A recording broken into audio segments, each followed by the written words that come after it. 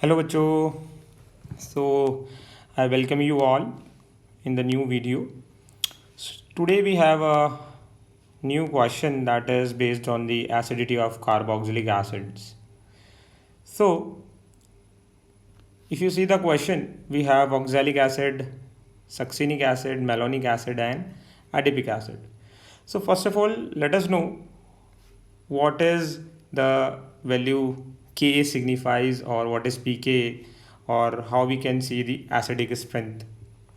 So suppose there is a compound or there is a species Ha.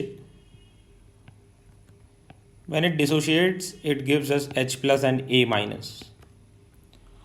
अब कितना ये A minus stable है उस पर ही एसिडिटी डिपेंड करती है बेटा. जितना A माइनस स्टेबल होगा उतनी ही जल्दी ये H प्लस लूज़ कर देगा, और जितनी जल्दी H प्लस लूज़ कर देगा स्पीशी उतनी ही ज़्यादा एसिडिक हो जाएगी. हम ऐसा भी समझ सकते हैं, सपोज हमारे पास ये एसिड डिसोसिएशन कांस्टेंट है which is equal to the concentration of products. ये आपने सबने केमिकल इक्विलिब्रियम, आयनिक इक्विलिब्रियम में अच्छे से पढ़ा होगा. सो जितना ज़्यादा बच्चों H प्लस का कॉन्सेंट्रेशन होगा, यू कैन सी Ka भी उतना ही ज़्यादा होगा, और Ka ज़्यादा होगा मतलब एसिडिटी विल बी मोर. और आपको पता है pKa और K are inversely proportional to each other. So we can say जितना ज़्यादा Ka होगा pK उतना ही कम होगा, और Ka ज़्यादा तो एसिडिटी भी उतनी ही ज़्यादा होगी. सो ये तो हो गया हमारा बेसिक कॉन्सेप्ट. बट सर ये क्वेश्चन कैसे सॉल्व करें? मेन तो क्या है कि हमारे पेपर में ऐसा क्वेश्चन आ गया जिसके हमें स्ट्रक्चर ही नहीं पता है. तो स्ट्रक्चर इनके हमें पता होने चाहिए. ये जितने भी आपको एसिड दिए हैं बेटा, सभी ऐसे हैं जिनके अंदर दो दो कार्बोक्सिलिक ग्रुप प्रेजेंट हैं, अगर आपको इनका स्ट्रक्चर पता है तो. So I was teaching in a lecture, तो उधर ही ऑन द स्पॉट एक बढ़िया सा इसका ट्रिक बना था बेटा, काफ़ी फेमस भी हुआ था वो, आपको मैं बताता हूँ. सो वो ट्रिक है ओम सागर गुप्ता प्यारे. तो बहुत ही इजी है. आप अभी इसको सुन रहे हो तो आप 2-3 बार इसको 4 बार बोल के देखो, ओम सागर गुप्ता प्यारे. ठीक है, ये अपनी क्लास के ही बच्चे थे उस बैच में. तो ओ का मतलब है ऑक्सैलिक एसिड,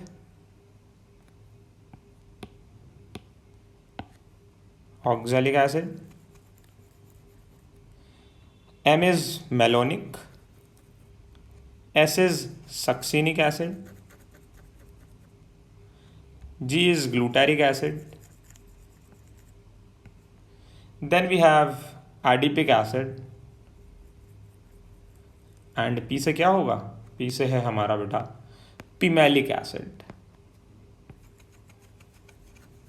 ये काफ़ी कम पूछा जाता है, बट सीरीज़ में था तो मैंने इधर लिख दिया, और राइम भी कर रहा है अच्छे से प्यारे, है ना. सो अब सर इसको याद हमने कर लिया तो हमें कैसे स्ट्रक्चर्स पता चलेंगे? सो बेटा ऑक्सैलिक एसिड इज समथिंग जिसमें 2 COH ग्रुप हैं और उनके दोनों के बीच में there is no other carbon. Malonic में एक कार्बन आ जाएगा, यू कैन सी, है ना. और जैसे जैसे हम आगे चलेंगे सक्सीनिक में you can see there are 2 carbon. Further glutaric में आप देख सकते हो बेटा there are 3 carbon in between the 2 COH groups. Adipic में 4 हो जाएंगे, बीच में CH2. और पिमेलिक में कितने होंगे बताओ? Correct. So there will be 5 CH2 groups in between the 2 COH. ठीक है, तो आप चैट में बता सकते हो एडिपिक एसिड के अंदर टोटल कार्बन कितने हैं. देखते हैं कौन सही आंसर देता है. सो ये हो गए बेटा हमारे स्ट्रक्चर्स. आप इसको 2-3 बार रिवाइज करोगे आपको याद हो जाएगा। याद रखना ओम इधर एस से मतलब है हमें, इधर जी से, इधर ए से और इधर पी से। अब सर इसकी एसिडिटी कैसे पता चलेगी? तो बेटा ये डिक्रीजिंग ऑर्डर ऑफ एसिडिटी में ही लिखा हुआ है मैंने। सबसे ज़्यादा ऑक्जेलिक एसिडिक है, फिर मेलोनिक, फिर सक्सेनिक, फिर आपका गुप्ता ग्लूटारिक, फिर एडिपिक, और सबसे कम कौन है? लीस्ट एसिडिक है ये इन सब में। सर ऊपर वाले कॉन्सेप्ट से कैसे इसको हम डिफाइन कर सकते हैं? ये देखिए बेटा, जैसे ऑक्जेलिक एसिड है मेरे पास, तो जब ऑक्जेलिक एसिड का हाइड्रोजन जाएगा बेटा तो ये कुछ ऐसा बनेगा। This COH group can further pull the electrons from here and can stabilise the negative charge. Negative charge होता है बेटा दुख दर्द, है ना, पेन। तो वो जितना डिस्पर्स होगा, जितना फैलेगा, आपने सुना होगा दुख बांटने से कम हो जाता है। तो जितना ही इसको कोई पुल कर लेगा उतना ही एनायन हमारा स्टेबल हो जाएगा। बट अगर आप मेलोनिक की बात करोगे, अब मेलोनिक के पास बीच में आ गया एक CH2 ग्रुप। अब ये CH2 तो इलेक्ट्रॉन पुल नहीं कर सकता, ये तो प्लस आई से इलेक्ट्रॉन देता है। और दूसरी बात, ये COH अब इस नेगेटिव से दूर हो गया बेटा, तो दोनों ही कंडीशन में नेगेटिव चार्ज कम नहीं हो रहा, तो अब ये थोड़ा सा कम एसिडिक हो जाएगा। सक्सेनिक में 2 कार्बन आ गए, तो अब इन दोनों के बीच में डिस्टेंस भी बढ़ गया। दूसरी बात, ये दोनों CH2 अब इलेक्ट्रॉन प्रोवाइड कर रहे हैं और भी ज़्यादा, और नेगेटिव चार्ज को अगर आप इलेक्ट्रॉन दोगे तो यहाँ भी नेगेटिव है, यहाँ भी नेगेटिव है, दोनों के बीच में रिपल्शन हो जाएगा, इसलिए ये थोड़ा और कम एसिडिक हो गया। एंड फर्दर पिमेलिक में एसिडिटी सबसे कम हो गई। ठीक है, तो ये तो हो गया 1 टाइप का क्वेश्चन। ठीक है, इसके बाद आता है हमारे पास फ्यूमेरिक एंड मैलिक एसिड। बहुत ही इंपॉर्टेंट क्वेश्चन है ये भी। सो आप इसको ऐसे याद कर सकते हो, इसका भी बहुत शानदार ट्रिक है मेरे पास। CM फिट है, CM चीफ मिनिस्टर। अब फिट है या नहीं है हमें उससे मतलब नहीं है, हमें अपनी ट्रिक से मतलब बेटा। CM हमारे फिट हैं, तो कैसे याद रखोगे? Cis is maleic and trans is fumaric. तो CM हमारे फिट हैं, तो बहुत इजी हो गया ये भी आपको याद हो गया। इसमें एक क्वेश्चन आता है कि why maleic acid is more acidic than fumaric, या इन दोनों में कौन ज़्यादा एसिडिक है? तो बेटा जब मैलिक की अगर हम बात करेंगे ना, इसमें दोनों COH सिस हैं, है ना, तो जब इससे हाइड्रोजन जाएगा, यू कैन सी मैंने ऊपर स्ट्रक्चर बनाया है, तो क्या हो सकता है यहाँ पर एक बहुत बढ़िया इंट्रामॉलिक्यूलर हाइड्रोजन बॉन्डिंग हो सकती है, जिसकी वजह से नेगेटिव चार्ज बहुत ज़्यादा स्टेबलाइज हो जाएगा। और आपको पता है अगर नेगेटिव चार्ज स्टेबल हो गया बेटा तो it will become more acidic, क्योंकि वो अपना हाइड्रोजन जल्दी लूज कर सकता है।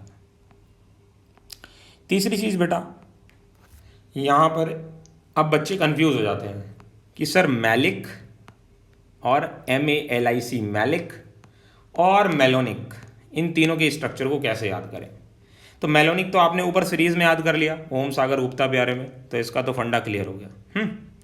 अब बचा बेटा maleic, MALEIC maleic acid and maleic acid. तो देखो दोनों में COH हैं, दोनों दो।